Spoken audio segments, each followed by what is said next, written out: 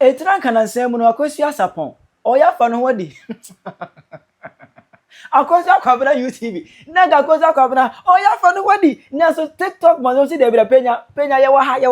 E ma refie. E ma refie o Penyah ye wa. E ma refie o Penyah ye wa. Na okay mate. Yes akoma nchima ha we ni so a. Ebusia. O ba sa betie Akosua Sarpong so. Say Akosua Sarpong but tenase. Onkwa asem la Africa. O ma be di Akosua Sarpong dwuma e fa ne so be kan fa o mo di o ma taw mu di Agya Kwabena taw ni bibia no TikTok montene so o ma san hanyan asem no mo Akosua Sarpong abeto chopping board no so you to sele eni abasa aha you Penyah block media best was any day mo o be like video no da ma subscribe button so be click notification icon no just update so be chere wa adwen dia ma me e wo comment section so baso a no wa shi video mo for so enya bi ahye etimi da bia me kom go to dwa anyim a eya me bomb paye e shira UTV for ese mama ye nipa kuku da mienu aye se di mo twa last week ese di mo twa this week aka me bomb paye shira mo nko so ma ye bi da bia what I say mo ye nyame person adwuma nyame adwuma ne bia na mo ye na mo ni muntia de mo ye no nyame adwuma pa na mo ye de sa no because last week ya de Agya Kwabena etwa week ni nyina aye se enu na Agya Kwabena ekwa wi ye no enu akwa ebi ba kan bi kire e ma enu ada na no obi etwa anwom e ma Agya Kwabena UTV what I say Agya Kwabena UTV, the name is Joe Quintani. Agya Kwabena UTV, my name is Joe Quintani. Tewa so etie me. Agya Kwabena, Agya Kwabena, Agya Kwabena, Agya Kwabena. Mo pensonko, mo pensonko, mo pensonko. Ai ya pensonko, bye. Che. Agya Kwabena mo penso no akwada ntumi ntina sema panyini na honhwe no hwe mo penso nko ya penso nko mo penso nko ai hwe mo penso akwada ntumi ntina sema panyini na ho mo penso akwada ne panyini ntimi nkoya ne so ya penso di akwada na aba wa TikTok no he ocha mo boro ubutomu a ye ba bobo he mo penso akwada ntumi ntina se mapanyini na ho mo penso akwada ne panyin koya ne so nenso ya penso the first come first serve sana mo de yatiti yen che die na buro di ka ba na die tri mo de ba ye ebi esi wan ka hwe ti de na fe de we de obeka abechirechirem amaye hu se obi mu ade na chese akwada na hu se wie ye beremu obesoso wade ye be hu wani su wade hu no bete no kore na amaye hu no kore no be ma wa yo defo no kore no man kwada ye di ye hu nenso yenka sa wanya sa na me di ye ha me ne se chese kakra be se wu furuma e wade ye mon kan ko be bi ya bi enfri no e ho na mo kan ko die na buro di ka ba ya na di tri mo de ba ya Agya Kwabena ya hweye na nkwada na aba no wa TikTok no o ma ya sam mo buro okotoma ya ba wo bo okutiri hu kwa na sa sam na wi aba wa ntimi anka ho hwe na nti we de adenti na wa ba ji agina o ka ho sam Agya Kwabena che odi ya hinkan o mo twa abo no wa mo ma mi o da sie ye ne wura ho na me Agya Kwabena hwe ha me se de wose wuti se de wa me ne bo ne ha me Agya Kwabena oya fine mind akwada wutimi kotwa bo panyini se ne tita de wa me ne bo na ntwi ya wa me ne konko akwada yi mu ade akwada mo ni sa de munya ne ya mo ye no wate Agya Kwabena yo bi papa odi ya hinkansi ya hwe ya busumi obefa duru anu mawu kisen kwada ya no ya se mo bro ye betu wo bro wo TikTok ne so nenso enkwada no mo hwe ye hwe enkwada no mo hwe ye akwada nka mo panyini sa munya abotre moto mo bo wase kama no abedi ya mamo de name Joe Quintani man hwe a meba befa ho ba be nya asem wo asem nenso we de me de ba de se bechigifo wo na sementu na obekaya Agya Kwabena trend no ebe mu na ana Akosua Kwabena UTV Akosua Sarpong Akosua Kwabena oba be se ya asanto do kuma ma ntokwa out of nowhere odin ho bete ye very can I say yes we nipa bubuli yesa bubuli bubuli yesa na buba ye dia na mutietie fa de na mutia temsa yes we nipa what you say e man say na Akosua Kwabena kan ye no enipa ni bi ma no warning lenzo busia warning no echi no de wo baba no anu wo hye okomo nchima ka ha we so mu je say Akosua Kwabena uye hypocrite ene de ye di watam de wusu ye nipa na ho ane nye nipa ene esumai de ebe wo o ma be kekan bi pa de akire Akosua Kwabena UTV awo UTV bewe Agya Kwabena na ono ye so pa no ye twa bo no ono wasa na kwotena ona wo so ha wani keka sansem no o be je wo de bebre wo de ntwe ho ala abusiafo me mamu nyina achi ena no pay minuanum ganafo esentrofo papa amuwo my Ghana mu asamre yen yakodi insenseme enam se yamma kwan amma obi ansi no credit asinti mo sankrofo no enam di nyansa asomdwie enchia ede mamu abusia anopa munua MP's radio mama na hogono so edi enti na me kanesa montwe Akosua Sarpong emre mo ha UTV. So open appointment to have her fair share of the national abusive language share Penyah. If we say edrumrebia people of her caliber, aman central for edman anima guase. Nanso metimi aka kansi me bo say. Minyina obi man so kase man na yemi da. The bia me can say the competence and trust people have in me no. I want to papa me chie. Ewo Ghana. Ejuma misua ni meye mu na Ghana television adaroma esade me film technical production mu enti me ba out to say something na me dwene ho not only some promote me frequency and as me TV and me radio station din said you no ka so mo muti oye nipa ne guest eye nipa samso na pese no ntia ase hwe yanka ni wachi awose agro ne de oba pa awose din o my Ghana kebi ma menka bia atapi aye basanyina no efrin centrofo bia mudi mu yefuna chi te sa wo Akosua Sarpong. I'm telling you, I'm not afraid of you. Because so ye ba a man necessary mafie edwo. Yet your my Ghana mu MPP abreso. Enam so munya abofu nti no. Obia ni ho odi party na chi obeba be ka kire wo say party ni ye bofu nti everything was 100% right. Akosua ago no me boy wura wakache. Me bisa wo say we are aware say Kelvin Tele di atem kasa ahemfo kura wo man Ghana mu no. He will gun them down first. Ukwasia ni napetwa ni pebewu wo man Ghana mu. Ralph ene no kwasiafo no demonstration. Ahodom koye hospital entrance nyina o mhyehyɛ itai. Preventing people to have the access to good health. Were you in the country? Were you also there when NDC from Penyah and for that matter, I see don't get here no ka say nipa kura ye be sacrifice no na ye dey pray to me no. Okay. O man Penyah otisu be gina ho ka say when it comes to unleashing violence, no political party come near them no. Okay. So we are on manyoni now sign here in Centronia. I expected something of better maturity and good presentation than you just did. Why when I saw some do money mba? Akosua, I mean Kasim. The difference between war enemy and say, Adie no meka ha aka ha ma condemn. But me yesa ban bia ba anatumi asesan senti me be ka ko ba bi en menya favor. Wo ye man bofo so what your mind Ghana mu na wo yesa. What yesa na meka no? Twini Jonas, edie no man kan fa kufu ado ho. Ma men Kasim ncho, o man so tim na susu se kuro ni mu a ebo a wutim bi. Ene a good tiri so abu tiri so na water fret na beba ona ase yen kan yefo asem Akosua obi obehu video nim se me nkasa se ba wo ma me bu afu go me din hu yaw. I expected you sen kan nya hwe no obetutu ana mo we de nyam bebre ema omo incentral for adwumem. TikTok is aye woden. And how many radio stations, including the mother station Ghana Television, na do project oye ye nyina no. What's the one with the room? There be because MPP for we're using the digital address system. Everything is going on digital. Human interface may be ye free wo. Na peri ye any secret me about my name. MPP for you can levy no. One posse so the can be. Dum so levy na kosi na momoti o man mu amasi edun kati abeka Sammy Gyamfi abeka man Penyah abeka se trip no kranko mu kobi.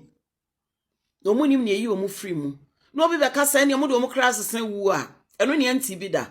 enti kum na ado maye na rade kum na ado maye na ado de ne maame anwo no wahu so wanya gyimi ne nkwasasam na wokeka wo ho no me ma wo di amuda na me ka chon say me ye manwoni me a member of the NPP communications team Germany branch but me bo bi cross no mababe hu say de enye ne ekine ntimi nya papa nti ade no one condemn all when all these attitudes were going on during the NPP era nipa bonfo bi a mode mu yefro na ye adwuma te sawo ene Agya Kwabena nti hwe ne Agya edem e wodobo ye kan say boko hweja edem yadi tribal war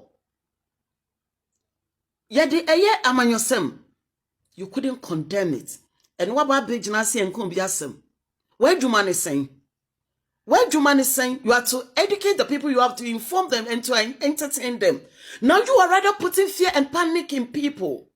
When you Agya Kwabena ni nyina ka chan sam see a movie say your last drop of money krana asem we ye di wo court you ye besiu mo source of story na esem wo de ba na nipa kura wo di kind story ne ba out say ya yira abiu ay ono ye Ghana jollof amuni bebre se girl ni accent kratwi wonte na musuro Akosua jollof ni nti makoye ohinte duechi na obi yire nkwala kita no matimi akote na ato odi ni picture akotare obi voice ho no wo ye nsentro ni adwuma no sa na kire yen I expected you saying first number in some be condemn when post start to circulate ade no na de woman no kra no wa me nyina ye ba ko ahwehwe the content creator and now about better say in Kamasa, oh, come yasem. Where do man sing? Where do man say the free education? What me can want somewhere we. And ne can ya na add to a pay. I yet to say Obijari Bob and Sutiana Ghana for ye tiano. What me can want some? Shankwala ewu wo mind ganemu. She cocoa board. Cocoa board. Some pen for that way you media cotton if ye to Mukadem Crofakos as Shahonum. And you're woefully causing financial loss to the state. I beg your pardon. What are you saying? Have you lost your sense of thinking because Aban assassin 2 year bibi ni akasa we? Mami, I kasam cho. Aban beba obeko. Ene Ghana omanya ni enim ne say we call something democracy no. Na view. Say a dictatorship bi ni akofa besi apampem ayenim. Wuti hwe wukokoa mu no, wusunso oman ni mu ayeden.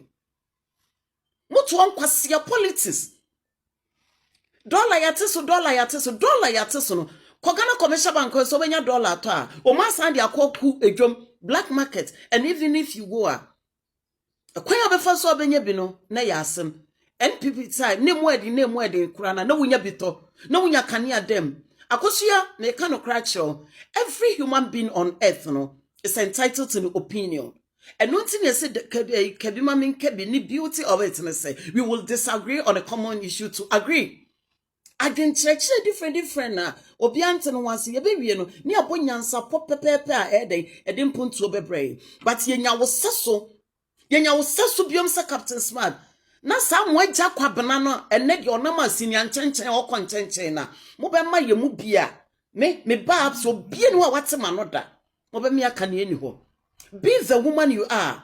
Yenipa ohwehwasomwie yenipa wo de periperi ye beye wadwuma that is the only way abetimi akofa and free education away market ahodo e ba be hye ye no aban ne die no abeka nkwale hu die na mote se aban na ba beka ho enso mutimi ye showbiz program awo mu so called UTV ho na mo de NDC fo abego na mu twa NPP fo adapa and na oman ne sesan ye no ye busasa hwan na nakoma ye NPP ana NDC ansa na obi afem munyante hwe but me ka no cracho someone nyansa kwasi ya journalism na modi abefrefre me egu nsantrofo nyina anim ase no na mo anya madwuma se de ma ye ntetiye say even stories we have to find it and know how authentic it is before we come out to inform the public na TikTokers no munya hu hwe nana munya hu hwe entu be hwe ma ye wadwuma no akasa se oman papa no ma patriotism spirits na ye adwuma hwe na ye na sisi ade wo ye ne de obi anim se partisan politics journalism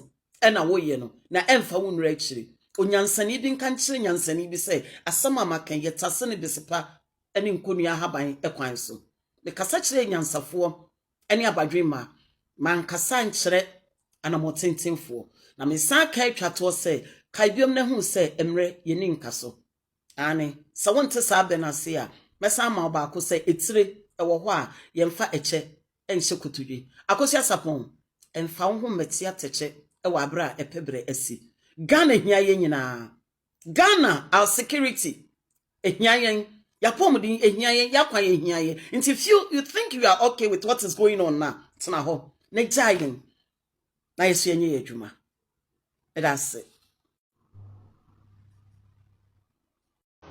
Agya Kwabena tikɛseɛ. Agya Kwabena fancy comedy waba. Nea na wohwehwɛ no, wo nsa nka. Nea na wopɛ no, woanhu. Na nea wopɛ sɛ wote no, woante. Ni sɛ wobɛyɛ den. Ɔhu sɛ ɛnkyɛ na wo credibility akɔ fam. Ewi asesa ne tie. Wo nipa bia wɔ hɔ a ma de bia ne kita no enso woni bu hu. Menka sɛ ɛnyɛ politics. Ghana ni obia ye o party odom even asofo mpo ahemfo mpo o party amodom ba do ba bi omo yi omonim eno modwuma na wo ye nsantwa adwuma ntin se wo bibi wo ha wo fra no ntoma Agya Kwabena uti se kube fanti komedi waba ne na opese wotene wante na ne opese wo hunu kwa hu na opese sim so ensi nsi obayeden next time we sua kasa na next time we sua nsa UTV no ho no obi na bie UTV no na what wo was I come despite obi UTV no only 40 years here despite even obi sa station me ka ba say peace FM by 1999 let me say 1999 let me see adwuma na peace FM by 1999 up to now kwa check say getting to 30 years and despite 62 63 years with different age ma obi no over 35 good years why we say bemu we say bemu no mu good despite anymore no na wo we the more to football na next time we kan kwasi asem wa Ghana ha bi mu ebi mo hu say Ghana ha no nya wo dia na Ghana nya obi adia ye nyina dia e na Ghana mra wa Ghana ha ye de mra ne bu o man ye de mra ne chichiku enti obi a wo ne fa nwudie ye wo kabi ma min kabi eni autocracy o eni autocracy ma chichin ko fonsa gu mo chi ye hu e beka Agya Kwabena fe hu su ye me pamocho hey ukofo gu TikTok apa wo hu na Agya Kwabena na maso panisa no we de me pamocho Agya Kwabena ye me wofa na nya mo ye me wofa yi dia no odere onu kura de no fifi oba dwuma yi oba ka asemu yi me chini transi tu ne fo es wofa jai na asemu a wo kokan e di asem bebraw me wofa yi se da de obeka no beka o safere waji na ni so na chese hwe nya me yan hwe nya me sire se ko comment section comment section fo na no ya kura asi omo ye video no mom comment ye no na mo na mo se me wofa ni mo se parachute ano mesi anu akwa na ba ko be am ko we se na ni mo se ayipo kwati tato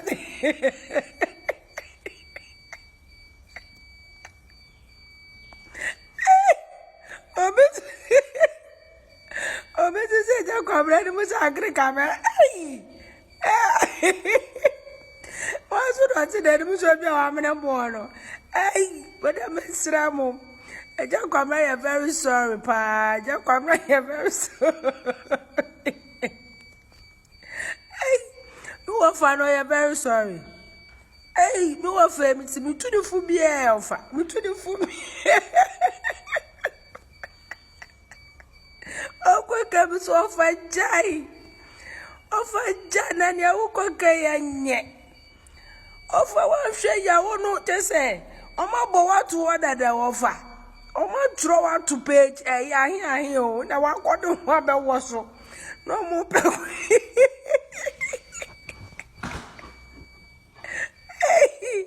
Mesramo oh TikTok for you for especially NPP for mesram ya me NPP for Agya Kwabena so wonu ni wo obefi to me now edwane kura anya deda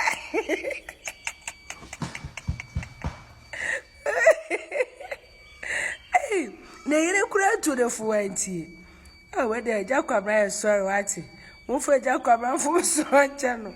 In fact, asema me wo fa be kan wan kan yi. Me wo fa Agya Kwabena kan yi. Na mutumi hwe papa pani, etumi ka chense na ni mu se parachute.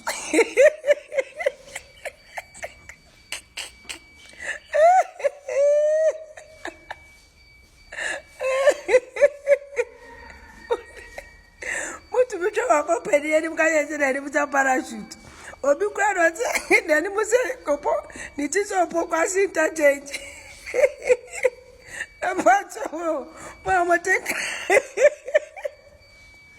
Mamma think, Raro, or focus interchange at the side. I don't pay. I'll grab a video. I'll tell you, Agya Kwabena with his agre kabel. Hey, Missy, when you want, Kwame Cassa. So when you say more banatu, when you say more banatu, hey, Mas Romy Fay, Ma Romy of Fanedo, oh, yeah, sorry, more for Pamochopa, what? Oh, well, no, home, yeah, Agya. Hey, especially people you for no, Aboa. Hey, ma papa no. Hey, bra, Agya Kwabena.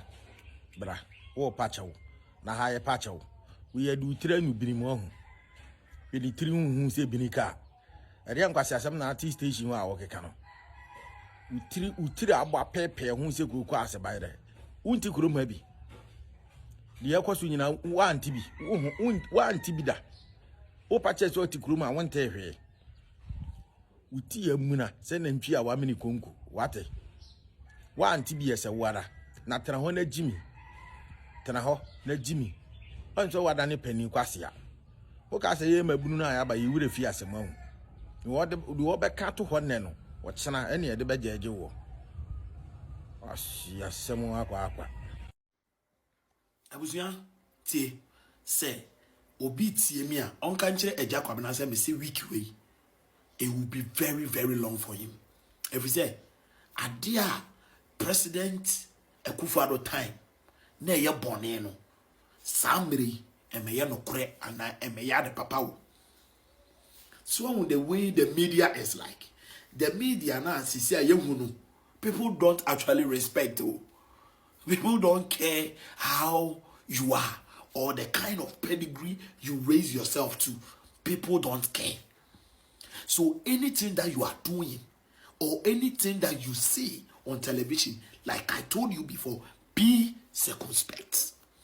Wiki we ni wamau. If we say, ya wahana na nado time nkete senior high school for mo krampono mo maame na mo papa no mo ntue school fees o mo fafun no makadi o mo pede akire na nado. We sat, listened, and never took any action. Today, and then those wrongs then is now right today. And those things that were wrong today, it will be right tomorrow. This is not the kind of we are all calling for. And that's why wiki way about if we say some of you want it and you will get it from the youth, because now the youth don't care. They actually don't care about your feeling or what you are doing. So we have to understand. Say ni esi neno Agya Kwabena ebe wamam. The same youth that you were thinking that you were preaching goodness to are today coming after you. Every say ni esi na no ana ye boneno. We don't see it today being right. You see how you are running. That is how the youth of Ghanaians are today. Now Agya Kwabena ametepe kwasi asem kwa obi ka Sammy Gyamfi asem a obuofu. Kwabena Sammy Gyamfi amfa Akufo-Addo eni Dr. Bawumia ne yire amfa so ene so obi beka se ayi Sammy Gyamfi ayire ye hookup ena ni hookup no odi to Range Rover ema Sammy Gyamfi a mo beka se yeboa na Sammy Gyamfi no ye adwuma. Dr. Bawumia de no otete gotem na otete gotem kura ye ntua oka. Sammy Bawumia won de no ochetere nkate ye ton na nkate ye kura ochetere ton ye ntua oka. Na wo Sammy Gyamfi wa wiya Ghana sika de akoto Range Rover to Benz ama wo yiri hookup ni no ni ye kokan ya wo se wo ye adwuma Dr. Bawumia ne Samira de no mu nya adwuma eti Ghana sika na wo se Samira e de fa makeup no de agu V8 mu Same what transfer to nipa say so ni ye beka wo de ani anya Agya Kwabena yomo bega no onu be di nipa atem imported human beings for selfish independence Agya Kwabena na nka wodi no eye ma say ebe mu aye ya ka wo mefa Agya Kwabena aboa Akosua Sarpong of UTV. Wo se sen. Debio, wo se won te ase. Se Agya Kwabena de TikTokers ne de ye Agya Kwabena no won te ase inti dien. Inti dien. Mo bi kan ho you ana UTV mo bi ye jai hwe da. Ye jai hwe da. Ye mo bi say UTV ni ya delete kora. Ya delete kora efi di code no so because airtime channel airtime mo nyina mo sori mo frɛ mo ho journalist ena mo gu ya friend say media no so ena sebe mo ye nwansem nwan ne mponchesem ensem anyansasem bia ni o se sen ye te Ghana ha ena yem papa Sammy Gyamfi me use papa man because o ye be ma Sammy Gyamfi amo kan se na ado ni Bawumia enwu moteye maame woteye ana wante ene de wante minim se wonte because omo hye mafono mu ma mo ba no mo diska ne mamoa na mo di ne nyafu a na mo mfro ne mo hwena ye kutum ti se bento a na makama no atum nti de Agya Kwabena ye no eye to you eye because oni na wa adwuma mu nti eye munnim nyansa by friend nyansa kwa maame munnim nyansa kora na minim se wunnim nyansa pa oti wo station is na wo educate am for ya na minim se nyansa wo tim ba wa asem ya wo kan ma mehu se wunnim nyansa ba kokora nyansa ba ku sei eni utim nyansa ba ku sei eni utim ba kokora mo ka ho bi na o my Ghana essay mo ka ho bi na o my Ghana be bia ye duru ne ye baba be duru ne mo ka ho bi ye wo man mu ha na Kevin Taylor mo sore ye hwa atembra ne pa wo mu di ye di ahemfo nyina atem diamanfo akesefo atem di na nado atem utumi ye wo hwene se ye fa ne sen YouTube etumi ebe kan ho asem enne wo baba be kase wo nte ase di nti TikTokers ni di ye fa ne sen Agya Kwabena atem na musumu ye nipa na ye nim se musumu ye nipa ene nti na wo se mu ye nipa niema because obi o ye nipa bia na dwen wo ni tim o ye nipa niema onya mmo asem ti munya ye mmo asem na mo ti UTV ho no na munya de papa piawo abusuafo na we say lady we trend pa na ba mi say o pese e dey start September dey na we say o pese Agya Kwabena fi ono no be she o ti me pa ma chawo madam o pese e dey she September si wo o book for September wo Agya Kwabena training we yo e dey Agya Kwabena we a ya do be start September why na we say o ke cover September dey this August Agya wo de what to have September so what here yes who person who book for September oh you are booking for September you know be September they can we say ye Agya Kwabena fi wa ona ye do chance Agya Kwabena what's saying we say me be so a ibi nu ye hu so man in 30 years 5-10 years here okay and I will start to know who to your member. One thanks I won't say Madame Convention, and Mamma Nelson, who know who. You two from Ghana. Ubi a no Ubi as to Ghana. Ya cocker baba. Ubi a no where you come brain. So when you're Ghana near Tuko. That's all Ghana is not Ghana for Jacobna Tuko in here UTV. In here Ghana. When you need punch will be a with me, with Tissa could be. Agya Kwabena me say wo se abriwe beba adwen ko wo wutima wo kan sa asem no kan si poso emfa be enkasa na sa wote be a me bube na bube nso a mete be nti me say emle no beba da ben e dien ne beba tiem de beba wo tun your prophet emre kono kan fa chem kom to wuti wo se kube wa Agya Kwabena fi nu beba Ghana fi nsi fi bibi si e nyankopon tumi Nankopon say papa boni mu fast dem no. Esa no na edema na egie. Finsi. Me say finsi. Obi enu no say ti Ghana. Why? And the same people in Ghana for obi enu no. Wosa age ya wo UTV. Emfa ho magi agya kwamna asem. Na wo kura de si yeso mu si yedu atem a wan hwe wo kuru kura awre ba ho because atem didi a ye di bedi wo no. Ene wo be fa pepepepepepepepepe. Me UTV wo nyina wo nana mpo asem me hwese de wo ho nye fa na wunya adwuma wo ye na. Emfa wo ho magi asem we mu na enkokure ehuri tana adre abaywa yedin the great man me powasem embe ka asem we bi ne ye statisi ye to ho a wo ma enu ukunu ura ba ho because said ye be ka wasem no wo mo hwe wanim ne said ye ka asem na ye pepepe njo mo ura ba ho entim fa ho medie ja kwamna asem eja kwamna ye wa ha wo papa wo ofa adwumam na ne negotiate ndu jimini yedidi na atama emfa ho ma jansem fon no pati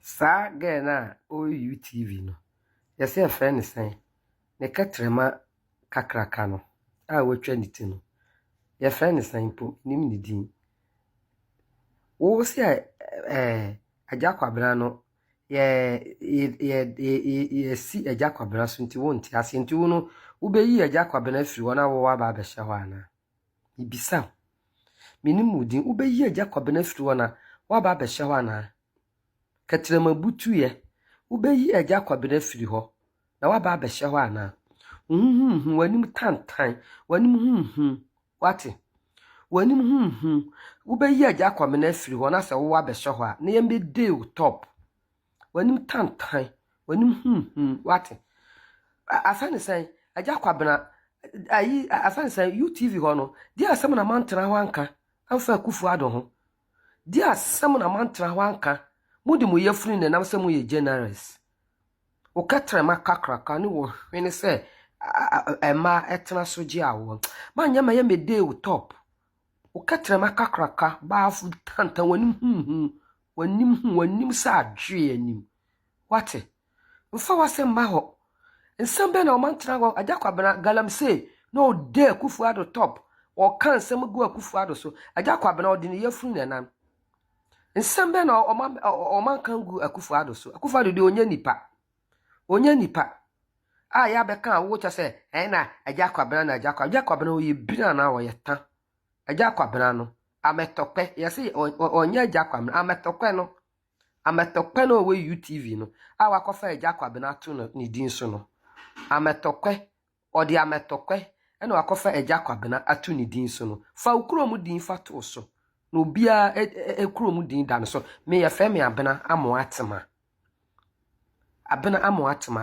fa ukuro mu din ametokpe na Agya Kwabena no Agya Kwabena nye ukuro mu din shege mbanza wo ga no ye be kan wo so wo ba be kan bi katrema butu ye wo ba be kan bi wanim wate wanim wo da ya na ye mede wo top nka wo be hu yi Agya Kwabena ni si nchen na wo be hye ho be hu ade de be ye wo app yi so mo konkonsa ni munya atwem no Kavintela etna abruchire ka se wo betwitwa Ghana ahemfu nyina ti di asemante di asem na mo be kan ye nta atambe na Kavintela ndi asante hene wo so wo ya asante ni wo sa aga na ne katrema butu ne katrema kakraka ne hwene se ye tena so gi awo no wanim sa adwe wo nya asante ni Kavintela ntina abruchire ameye anye ye otumfo di asem na be kan ye Agya Kwabena akofa obi ba picture beto ade so se ya kan Sammy Gyamfi asem enti no onte ase who are you me kra me nka ametokpe